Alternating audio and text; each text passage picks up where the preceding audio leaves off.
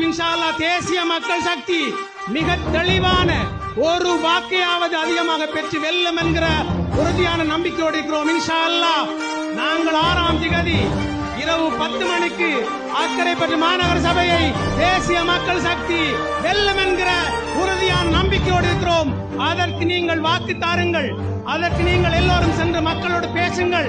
எல்லோரையும் திசை காட்டிக்கு வாக்களிக்க செய்யுங்கள். சந்தியிலே, குடும்பத்திலே, கடைகளிலே, பாதையோரத்திலே, அலுவலகங்களிலே எங்கெல்லாம் மக்களை சந்திக்கிறீர்களோ, எங்கெல்லாம் பெண்களை சந்திக்கிறீர்களோ, எங்கெல்லாம் இளைஞர்களை சந்திக்கிறீர்களோ எல்லோரிடமும் இந்த மாற்றத்துக்கு நீங்கள் அழைப்பு விடுங்கள். நாடு மாறி இருக்கிறது. 76 வருடங்களுக்கு பின்னால் ஜனாதிபதியாக அனுரகுமார் திசாநாயக்க வந்திருக்கிறார்.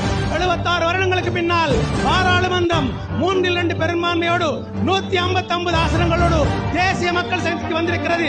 அக்கரைப்பற்று மாநகர சபையும் இன்ஷா அல்லாஹ் தேசிய மக்கள் சக்தி வரும் என்கிற உறுதியான நம்பிக்கையோடு விடைபெறுகிறேன். நன்றி.